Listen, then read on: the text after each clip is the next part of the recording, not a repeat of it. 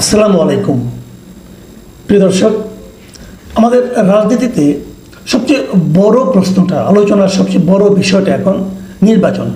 এই নির্বাচন ফেব্রুয়ারিতে হবে কিনা। যদিও সরকার, নির্বাচন কমিশন সবাই ফেব্রুয়ারিতে নির্বাচন হওয়ার জন্য যা যা করা দরকার তারা সবই করছেন, কিন্তু তারপরও সাধারণ মানুষের মধ্যে একটা সন্দেহ, একটা প্রশ্ন, একটা অনাস্থা কিন্তু আছে।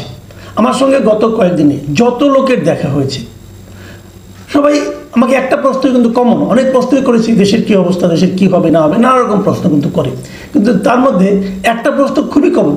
সবাই জানতে চায়, আচ্ছা ভাই, নির্বাচনটা কি হবে, হলে কি ফেব্রুয়ারিতেই হবে? এই প্রশ্নটা কমন। কেন কমন? আমি সবাইকে জিজ্ঞাসা করি যে আপনার কাছে কেন মনে হচ্ছে যে হবে না, কেন মনে হচ্ছে যে ফেব্রুয়ারিতে হবে না?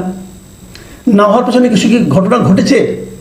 তারা কিন্তু তখন তেমন কিছু বলতে পারে না, কিন্তু তবুও তারা কেন যেন সন্দিহান। ডক্টর ইউনূস একটা ঘোষণা দিয়েছেন, ওনার মতো একজন ব্যক্তি, আমাদের দেশের আপনার প্রশাসনিক প্রধান বলা যায় ওনাকে, সরকার প্রধান উনি বলেছেন, নিজে বলেছেন ফেব্রুয়ারিতে নির্বাচন হবে।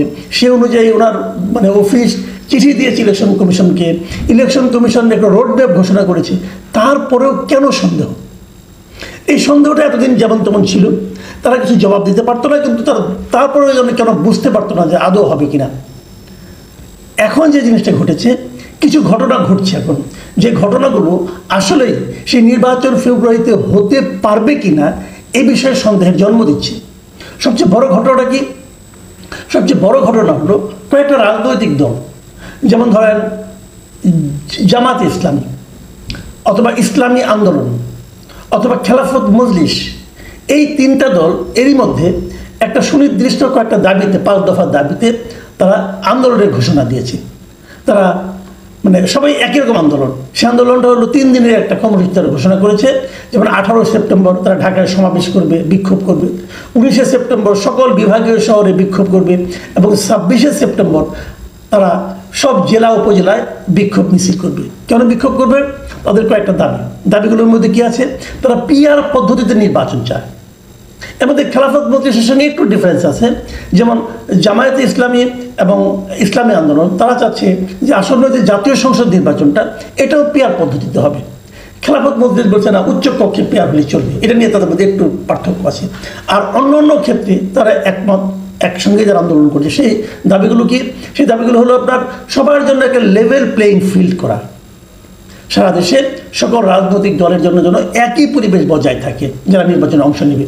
তার নম্বর হলো যে ফ্যাসিস্ট সরকারের যত জুলুম নির্যাতন ছিল সেগুলোর আপনার একটা বিচার করা, গণহত্যা ও দুর্নীতির বিচারকে দৃশ্যমান করা, এবং আরেকটা বড় দাবি, আসলে এটাকে আমার কাছে অন্যতম বড় দাবি মনে হয়, সেটা হলো স্বৈরাচারের দোসর হিসাবে জাতীয় পার্টি ও 14 দলের কার্যক্রমকে নিষিদ্ধ ঘোষণা করা।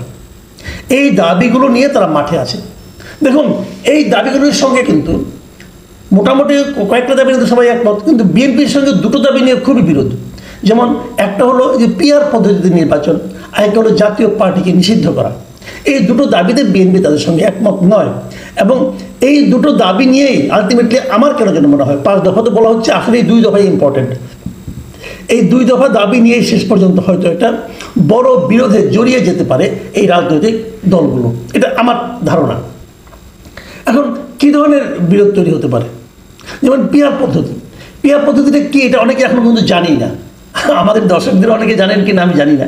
আমি আপনাদের সংক্ষেপে পিআর পদ্ধতিটা একটু বলি, তাহলে আপনারা বুঝতে পারবেন। এটা হলো গিয়ে, ধরা যাক এ দল এবং বি দল, 2 দলের মধ্যে ভোটের পার্থক্য। ধরেন একটা আসনে একজন পেল 1,20,000, আরেক দল পেল 1,19,000, পার্থক্য কত? 1,000। এখন 1,000 ভোট পার্থক্যের জন্য এখান থেকে কিন্তু ধরেন এ দল পেল 1,000 বেশি, সে বিজয়ী হয়ে গেল। আরেকটা জায়গায়, আরেকটা আসনে, সেখানে হয়তো এরকম 2,000 পার্থক্য, সেখানেও এ দল জিতে গেল। তাহলে দেখেন, এখানে 1,19,000 ভোট পাইল সে। এই 1,19,000 লোক কিন্তু বি দলকে সাপোর্ট করেছিল। এই 1,19,000 লোক যারা তাকে সাপোর্ট করার পরেও তার দল হেরে গেল, এরকম কিন্তু সব থেকে কিন্তু হতে পারে। তখন দেখা যাবে 12 কোটি ভোটারের মধ্যে একটা দল হয়তো মানে আপনার 6 কোটি ভোট পেয়ে অথবা মনে করেন 5 কোটি ভোট পেয়ে, হয়তো তাদের 4 কোটি ভোট পেয়ে সে হয়তো মনে করেন 200 আসনে, 300-র মধ্যে 200 আসনের মধ্যে জিতে গেল। আরেকটা দল সে হয়তো আপনার 4 কোটি জায়গায় তার সে হয়তো মনে করেন 3,90,00,000 পেল, পেয়ে সে হয়তো মাত্র 40টা আসনে জিতে গেল। তাহলে ভোটের পার্থক্য মাত্র 10 লাখ, কিন্তু আসনের পার্থক্য 160টা। তো এই যে 3,90,00,000 তাকে সাপোর্ট করলো, তাদের বক্তব্য, তাদের যে কণ্ঠটা, তাদের যে চিন্তাটা, তার রিফ্লেকশন জাতীয় সংসদে কোথায়? এই সমস্যাটাকে সামনে নিয়ে কিন্তু পিআর পদ্ধতি আবিষ্কৃত হয়েছিল এবং তারা বলেছিল যে যত শতাংশ ভোট পাবে সেই আনুপাতিক হারে সেই দলটা জাতীয় সংসদের প্রতিনিধিত্ব করবে। যদি মনে করেন 10 কোটি ভোটের মধ্যে কেউ 4 কোটি পায়, তাহলে সে 40% আসন সে পাবে। তার মানে ধরেন আপনি যদি 300 আসন হয় তাহলে 120টা সে পাবে। এইভাবে হিসাবটা হবে আর কি। আর যে আপনার মনে করেন 30% পাবে, সে 90টা আসন পাবে। তো এটা ছিল সহজভাবে বললাম, কিন্তু এটার অনেকগুলো সংকট আছে। সংকটটা হলো কে আসলে সংসদে প্রতিনিধিত্ব করবে, এটা ঠিক করে দিবে নির্বাচনের পর সেই রাজনৈতিক দলটা। এখন একটা দল মনে করেন রংপুরে ধরেন আপনার একসময় জাতীয় পার্টির খুব প্রভাব ছিল, কিন্তু সে রংপুরে হয়তো 10টা আসন পেয়ে গেল, কিন্তু সারা দেশের মধ্যে যে তারা হয়তো 5% ভোট পেল অথবা 2% ভোট পেল, তখন কিন্তু সে 10টা আসন আর পাবে না। এখন এই আঞ্চলিক এগুলো নানা রকম জটিলতা আছে, অথবা স্বতন্ত্র দল আছেন তাদের কি হবে, এটা নিয়েও একটা জটিলতা কিন্তু আছে। তো এইগুলি জটিলতা আছে, এই জটিলতাগুলো সমাধানও করার মতো ব্যবস্থা আছে। সেটা যেটাই হোক, আপনি যদি আগে ভোটারের শতাংশের হিসাবটাকে মেনে নেন, তাহলে কিন্তু একটা সমাধান খুঁজে বের করা যাবে। কিন্তু আপনি যদি মেনেই না নেন, তখন আরেক ধরনের কথা। বিএনপির বক্তব্য হলো আগে যেভাবে চলছে সেভাবেই হোক, এখানে পিআর নিয়ে কোনো আলোচনা করার কোনো দরকার নাই। আর এদের বক্তব্য যে ছোট দল, তারা মনে করতেছে পিআর পদ্ধতি হলে তারা ভালো করবে। যেমন ইসলামী আন্দোলন চায় পিআর পদ্ধতি, সারা দেশে ইসলামী আন্দোলনে অল্প অল্প অল্প ভোট আছে, তারা মনে করে সবগুলি ভোট যোগ করলে তারা হয়তো 2% ভোট পাবে। ওই যে 2% ভোটও পায়, তাহলে 300 আসনের মধ্যে তারা কিন্তু আপনার প্রায় 12টা আসন তারা কিন্তু পেয়ে যাচ্ছে। কিন্তু এমনিতে তারা সারা দেশে একটা আসনও পেল না, কিন্তু তারা এই জন্যই চায়। তো যা হোক, এটা কি হবে আমরা জানি না, কিন্তু আমি নিজেও কিন্তু পিআর পদ্ধতির পক্ষে। কিন্তু আমার কাছে মনে হয় যে পিআর পদ্ধতি আছে, এটা এখনই, এটা আমাদের যদি আমরা নিম্ন কক্ষে আমরা প্রয়োগ করতে চাই, তাহলে বোধহয় সময়ে এবং এর নির্বাচনটা পিছিয়ে যাবে। এটা সমাধান, এটা আলোচনা আরও অনেক কিছু করতে হবে, এটা তো সময় লাগবে, হয়তো পরবর্তী নির্বাচনে আমরা এটা নিয়ে ভাবতে পারবো, এটা আমার ধারণা। কিন্তু ওনারা এখনই চান এটা জাতীয় আপনার ইসলামী আন্দোলনও চান এবং জামাতে ইসলামও চান, এই ওনার দুইটা পার্টি চান এবং খুবই জোরালোভাবে চাচ্ছেন, এখন খুবই জোরালোভাবে চাচ্ছেন। আর দ্বিতীয় যে পয়েন্টটা, সেটা হলো জাতীয় পার্টিকে নিষিদ্ধ করা। আমি মাঝখানে ওগুলি বাদ রাখলাম, ওগুলি সবাই চায়। জাতীয় পার্টিকে যে নিষিদ্ধ করাটা, এটার ব্যাপারে কিন্তু এই জামায়াতে ইসলামী এবং ইসলামী আন্দোলন এবং খেলাফত মজলিস এমনকি এনসিপি পর্যন্ত এর সঙ্গে কিন্তু একমত, দৃঢ়ভাবে একমত। এখন সেটাকে নিষিদ্ধ করা যাবে কিনা, নির্বাচনের বাইরে রাখা যাবে কিনা। বিএনপির বক্তব্য হলো যে তারা কোনো রাজনৈতিক দলকে নির্বাচনের বাইরে রাখতে চায় না।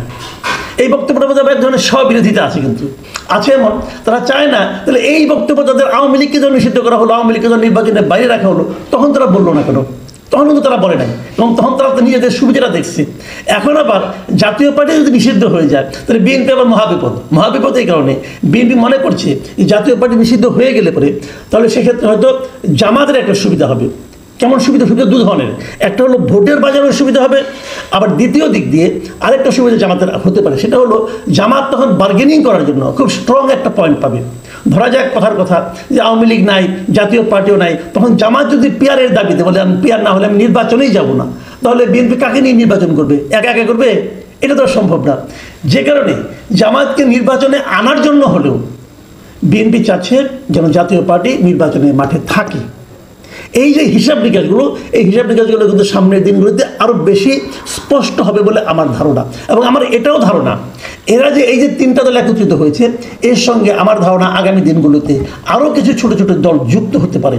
যদি যুক্ত হয়ে যায়, তখন বিএনপির চাওয়া, আওয়ামী লীগের এই ইসলামী দলগুলোর এবং যারা যুগপৎ আন্দোলন থাকবে তাদের না চাওয়া, এর মাঝখানে সরকারের কী অবস্থান হবে, সরকার কোন দিকে যাবে, এটা নিয়েও কিন্তু একটা বড় ধরনের জটিলতা আমার মনে সৃষ্টি হতে পারে। সেক্ষেত্রে এই জটিলতাগুলি নিরসনের আরও কিছু সময় লাগবে। আর সবচেয়ে একটা বড় যে ঝামেলাটা যেটা আছে, যে কথাটা আমি এখনও বলি না আর কি, যেটা নাকি এই মুহূর্তে সবচেয়ে বড় ঝামেলা, 5 দফার মধ্যে একটা দফা, সেটা হলো তারা বলছে এই দলগুলো যে জুলাই সনদের ভিত্তিতে নির্বাচনটা হতে হবে। এটা হলো আরেক জটিলতা। জুলাই সনদ হলো অনেক কিছু, তারা অনেক কিছু চেঞ্জ করতে চেয়েছে, অনেক সংস্কার করতে চেয়েছে, সংবিধান সংস্কারের কথা বলা হচ্ছে। সেই সংবিধান সংস্কার করে সেই মানে সংবিধানের পরিবর্তিত যে সংবিধান হবে তার আলোকে নির্বাচন করতে হবে। এটা আবার বিএনপি চাচ্ছে না। বিএনপি বলছে না, নতুন যে গভর্নমেন্ট আসবে তারা সংবিধানে কি পরিবর্তন করবে না করবে এটা নিয়ে, এবং এই দাবিতে কিন্তু আবার এনসিপিও খুব সোচ্চার। কাজে এই যে বিরোধগুলো আছে নির্বাচনের আগে, এই বিরোধগুলো মেটাতে না পারলে নির্বাচন আসলেই ফেব্রুয়ারিতে হবে কি না এটা নিয়ে কিন্তু আমার মনে একটা সন্দেহ আছে। আমরা যত সহজে ভেবেছিলাম যে ডক্টর ইউনূস বোধহয় রাজনৈতিক দলগুলোর মধ্যে একটা ঐক্যমত তৈরি করতে পারবেন, আমার এখন যেটা মনে হচ্ছে উনি সেখানে ব্যর্থ হয়েছেন, এবং ওনার কোনো ক্যারিসমেটিক কোনো উদ্যোগ আমি এখন পর্যন্ত দেখতে পাচ্ছি না। আমার বটম লাইনটা বলে শেষ করি আজকে আলোচনা। আমি সবসময় একটা কথা বলি, সেটা হলো জাতীয় ঐক্যের কথা বলি, যে ঐক্যবদ্ধ না হলে পরে কোনো জাতি অগ্রসর হতে পারে না।